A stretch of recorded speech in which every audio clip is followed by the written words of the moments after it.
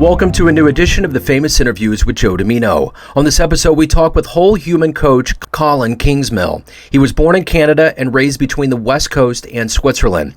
He has lived and worked globally, from Bora and Beverly Hills to Montenegro, London, Tuscany, and Serbia. Thanks to these diverse international life experiences, he has become an expert in helping people fearlessly pivot and make meaningful shifts in their lives. He is the founding partner at Whole Human Coaching and is currently authoring a book entitled Fear Less, Crossing the Bridge from Fear to Bliss. Enjoy this interview. Hey, again, it's great to meet you. And before we get into your life and what you do, what I'd like to do is ask, the last 3 years we've gone through the pandemic and COVID. It's worked on all of us in its own very specific way. So I'm curious how you survived that time period now that the world's opening up and waking up, and how it's changed the way that you live your life and conduct business now.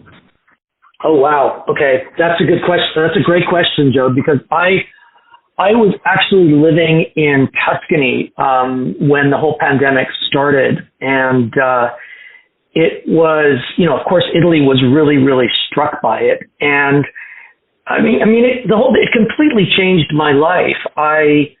It hit us. There were the lockdowns. You couldn't move at all. And in that process, I realized that I needed to come home. I had spent 12 years in Europe on some fantastic projects, between Montenegro and London and Switzerland and Italy. With a bit of some projects in the Indian Ocean and things. So I was living a really kind of, interesting, romanticized, exciting life in Europe and multiple countries. And the pandemic kind of, it was like hitting a brick wall. And at that point, I said to myself, you know what? I think I need to be home. I think I need to be closer to my family. I need to be closer to my friends. I want to be, connected to a healthcare system that was robust. Getting sick in somewhere like Belgrade, for example, was no fun, right? So I retooled everything. I moved back to Canada about, 14 months ago, and decided to really focus what was important for me. And so for the last 20 years, I've been in management consulting and destinations and sales and marketing. I've traveled all over the place. I've met fascinating people, but after the pandemic, and because of it, I think I realized that I really needed to follow my true calling, which was to help other people and to help them discover who they really are, who they can be, what their potential is. As I was consulting over the many years, I also went back to school and got my coaching certification. I started to write a book called Fear Less, about crossing that bridge really from fear to bliss. And so I decided to come to a part of Canada that is a bit remote, the countryside. I've got deer running through the backyard all the time, and I decided to place myself in a very healthy place. Sorry for the double pun there, sort of, but I wanted to be close to nature. I wanted to be in a place where I could be grounded. I wasn't seeking big clients anymore, or interesting travel, or, fabulous dinners in London. I just really wanted to hunker down and help people and finish the book and really focus almost exclusively on coaching and being a strategic advisor to companies that I think are doing good in the world. So I hope that wasn't too long of an answer. What you did was you eliminated a lot of questions that I had on your timeline and actually enriched what I'm going to go for here. And what I want to know, to get to the essence of what you do now with this change in geography and job focus, I'm going to put you in front of a bunch of third graders at a career day, and one of the kids looks up and asks you, what do you do for a living? How do you answer that child? Yeah, that's pretty easy. I'm really focused on executive coaching and life coaching, so I do that. I also work with two other coaches on something that we call whole human coaching. So we're kind of taking their traditional life coaching model and breaking it a little bit. We think that people, or the coaching industry today, keeps people on a fairly tight sort of guardrail, and you're not allowed to direct people. You're not allowed to say anything. You're not allowed to have really an opinion. And I get all of that. And I'm accredited with the International Coach Federation, and you have to respect those models, of course. But we kind of tell people that, you know what, I think we're going to go outside the coaching models and maybe give you a little bit of advice, maybe give you a little bit of something about our personal experience, a little bit of mentorship or some ideas, or point you in the direction of, let's say, a podcast or a book that you might want to read, or we'll check in on your nutrition. So that's what I would tell the third grader. I still do management consulting and strategic advisory, but I do it with businesses that have the intention to change the world and make it a better place. So Kalo would be an example of that, and that's a platform for health, healing, and transformation.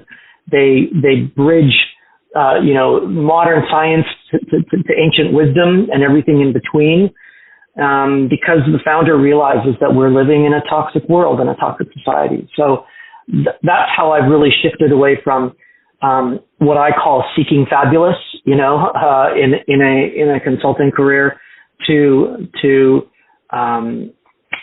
recognizing, or I guess my mission is really to help people rediscover their humanity, collectively, because I think we've lost that.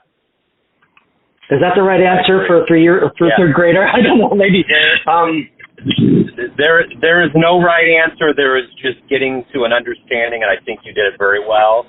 And I think I want to know, when you were in the third grade, what was your dream? What did you want to be when you grew up? I wanted to be an architect. And I wanted to be an architect in the third grade and in the 4th, 5th, 6th, 7th, 8th, and 9th, up to the 10th. And I did a drafting class in 10th grade, and the teacher said that my idea, we had to do the blueprints for a home or a house over the course of the semester or two.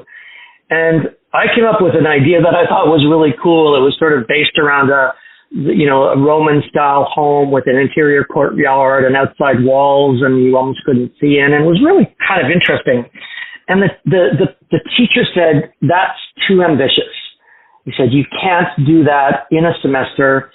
You've got to do something much more simple. And so he made me do a sort of traditional suburban 2-car garage, single family dwelling home. And I thought, boy, if that's architecture, I don't want to do it. Right. So yeah, I guess that's the answer. But that broke my dream. It really broke my dream when the teacher said, you can't do that. So that's where I went on a path of, well, okay, let's just do what society thinks you're supposed to do. Go to university and study something that can be applied, and then you go start a career that's going to last forever, and get married, have 2 kids, and call it a day. And so that's what I pursued, and I moved to Europe after university and did all that and got all that, and discovered one day in 2001 that it was all just all wrong. So let's stay in childhood a little bit here. You're obviously highly driven, very into being an evolved business person and human. How did these seeds get sprinkled in you? What were the seeds that got into you to sprout into who you are today? That's an interesting question. I had a really interesting life in that my father is an artist and has been forever. Whereas my mom came from a diplomatic family in Switzerland. So from a very early age, I had this yin yang kind of upbringing where I would be, living in the forest, with my dad building a house out of, cedar that he was cutting. And then I would go to Switzerland and visit my mom or my family there. And it was a whole different environment. And it was an environment that that offered me or showed me all sorts of possibilities, right? So you know, I was in George Clooney's villa before it was his. I got to experience all sorts of interesting things that said to me as a child, you can do and be whatever you want. You know, the possibilities are endless. So I guess it was just having a very creative father that said, you know, there's no limits to what you want to do and what you can do. And that wasn't particularly easy, right? Because I didn't have any guardrails. And then having these opportunities to dip into people's lives that were living their true potential, I guess. And in that stage, I sort of got a taste for abundance, if you like, and a taste for wealth and a taste for quote unquote success. Now, as an adult, I realized that those were the wrong pointers to get to or to go to, but certainly early childhood development, with parents that were sort of coming out of the hippie era, and one of them that stayed staunchly in it for a long time as an artist. It just let me understand that things were kind of limitless, that opportunities were kind of limitless. But then, you know, later on in grad school or later on in high school, that's where all those sort of possibilities. I don't know why it happened, but they seem to have eroded within that school system that said these are the tracks that you need to be on. These are the limits that you can work within. I was really discouraged in my high school years because everything that I had sort of learned growing up in nature, or flying to Europe, you know, as an unescorted minor at 6 years old, all of that possibility got dampened and stomped down, actually. Took a long time to get it back. Yeah, I bet. Yeah, it sounds like an idyllic childhood. I mean, you had parents that kind of, you know, fostered the right and left brain of you, which kind of, yeah, like the fusion of that was a good arc, you know, together. So that's a very good way of saying it. That you're absolutely right. It was very much left-right. It was very much the yin-yang. So yeah, that's absolutely right. Good analogy. That's right. Yeah. So let me ask you this. Who's been a consistent role model or hero for you in your life? Oh, do you know who it would be? It would be Dr. Gabor Mate. Because about 20 years ago, I read his book called When the Body Says No. And I think I was probably going through, you know, depression and anxiety and, you know, coming out of a divorce and moving from Switzerland to Canada, and my body just wasn't functioning properly.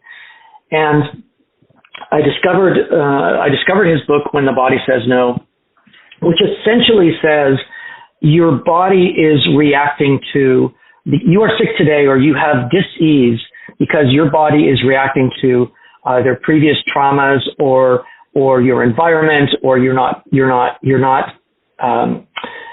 treating it properly, or you've got, you know, things that you are not addressing, essentially. And it was a fascinating book that really was one of the first pivots for me. And that would align with getting to know Dr. Joe Dispenza and seeing the film What the Bleep Do We Know in 2004. That kind of sparked in me, after a long time that I wasn't sparked, and I was depressed and full of anxiety and sad and doing a job in Europe in financial services that I hated. It sparked in me to look at life in a different way. So Dr.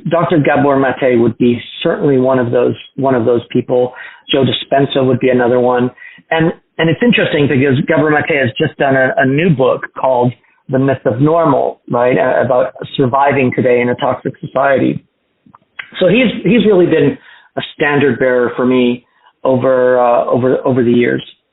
So if you can meet anybody alive on the planet right now, I'm going to kind of extend this prior question to this. If you can meet anybody alive on the planet right now and spend a little time with them, who would it be? Oh, damn, that's a darn good question. I think it would be Gabor Mate or Joe Dispenza. Actually, maybe it would be Joe Dispenza, because I think that would be, just because of all that he's been doing in the last 20 or 30 years around manifestation, around, the mind-body connection.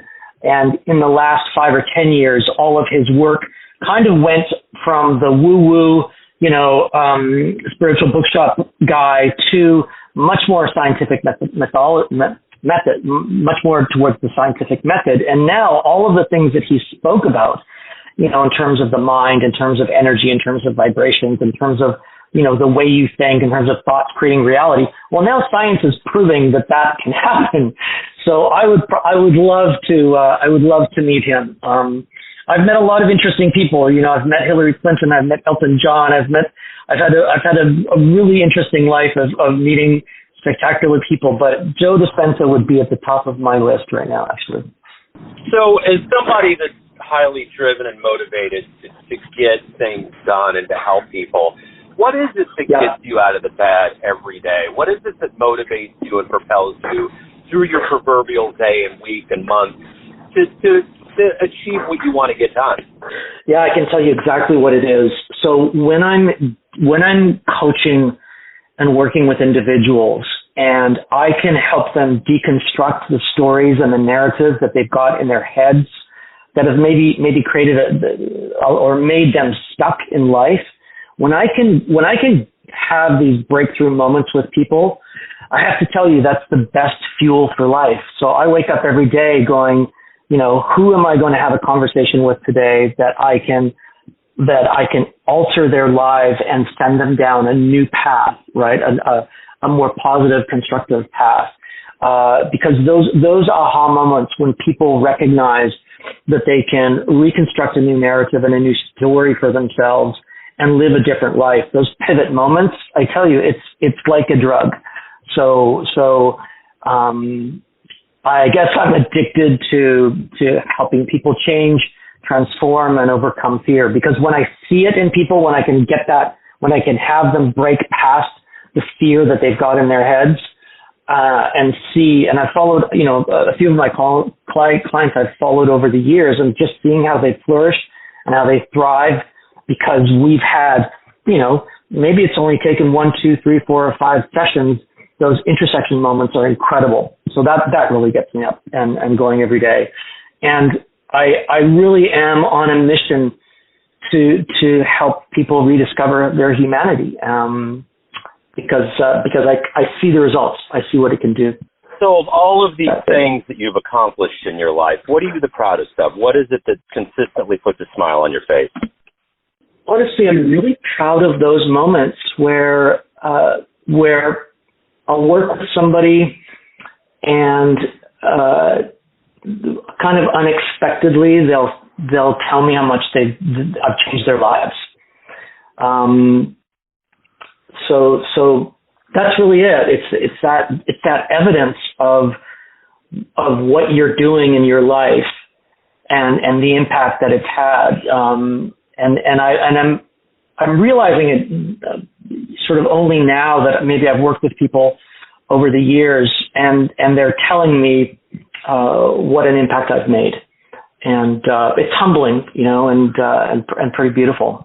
So of all of the success stories and feedback you've gotten, what's been the best client response or fan letter you've ever gotten? That's a tough one. I think it's in the surprises. When, for example, I gave this book, When the Body Says No, to somebody that I was working with a long time ago. And I said, you're always sick. You've been sick for months and months. This isn't working. You gotta think about pivoting out of this. And I gave her my copy. And, just a few weeks ago, she reached out to me and was telling me about how she was speaking about me to somebody else and how I had, changed the trajectory of her life. Because after, working with her, and after me giving her that book and nudging her along and saying, get out of here, you're trapped in something that you don't want to be in. I don't know what the next chapter looks like for you, but it's not this one. And just realizing, recently how impactful that was to her is, it gives me goosebumps, and it just makes me want to keep doing it. So if you had a dream tonight, you ran into, say, the 20-year-old version of yourself, and you could give that younger version of you a piece of advice based on the wisdom you've accumulated in your life, what would you tell that younger version of you? I would tell that younger person that the most important thing in life is to live in integrity. And by that, I mean living your true self. I spent 20 plus years striving for things and doing things based on a lot of, I think, conditioning and expectation from others and expectation from society.